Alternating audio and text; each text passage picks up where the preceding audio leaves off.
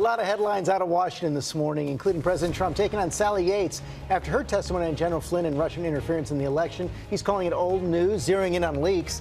And the president's travel ban back in court, a 13-judge panel deciding whether Trump's statements about Muslims on the campaign trail can be used against him. And there may be a major strategy shift in the fight against the Taliban. Senior military leaders are calling for the U.S. to ramp up its military role in Afghanistan at thousands of troops. The president has not signed off on that plan yet. As we said, a busy morning, and we begin with that tense standoff between the White House and Sally Yates. She told the Senate Monday that as acting attorney general, she gave several warnings to the White House about National Security Advisor Michael Flynn. Intelligence showed he'd been compromised by the Russians. President Trump took to Twitter to fight back, and our senior justice correspondent Pierre Thomas has more details. Good morning, Pierre.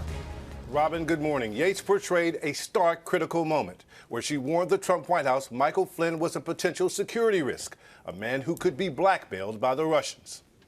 In dramatic testimony on Capitol Hill, former acting Attorney General Sally Yates made clear she thought then National Security Advisor Michael Flynn had been compromised by the Russians. This was a matter of some urgency. Yates described an intense call to White House counsel Don McGahn on the morning of January 26th. I called Don McGahn first thing that morning and told him that I had a very sensitive matter that I needed to discuss with him, that I couldn't talk about it on the phone. Sensitive because Yates was concerned Flynn might have been lying to White House officials, including the vice president. She went to the White House that very day. We felt like it was critical that we get this information to the White House because, in part because the vice president was unknowingly making false statements to the public and because we believed that General Flynn was compromised with respect to the Russians. We believe that the Russians knew this, and that created a compromise situation, a situation where the National Security Advisor essentially could be blackmailed by the Russians. Yates was worried because she saw repeated assertions from Trump officials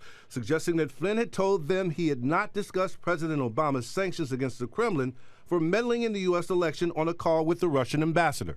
Yates knew otherwise because Flynn was caught on electronic surveillance, allegedly discussing those sanctions with the Russian ambassador the same day they were announced. We were concerned that the American people had been misled. Democrats wondered why Flynn was allowed to stay in his job for 18 days. And they pointed out that President Obama had raised concerns about Flynn with President-elect Trump 2 days after the election.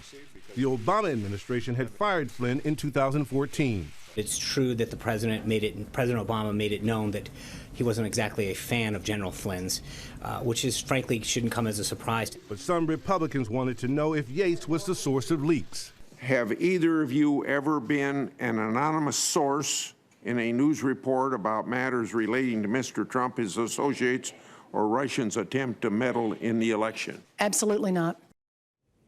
Last night, the president clearly had the hearing on his mind. He tweeted that the testimony from Yates was old news and, quote, the Russia-Trump collusion story is a total hoax. When will the taxpayer-funded charade end?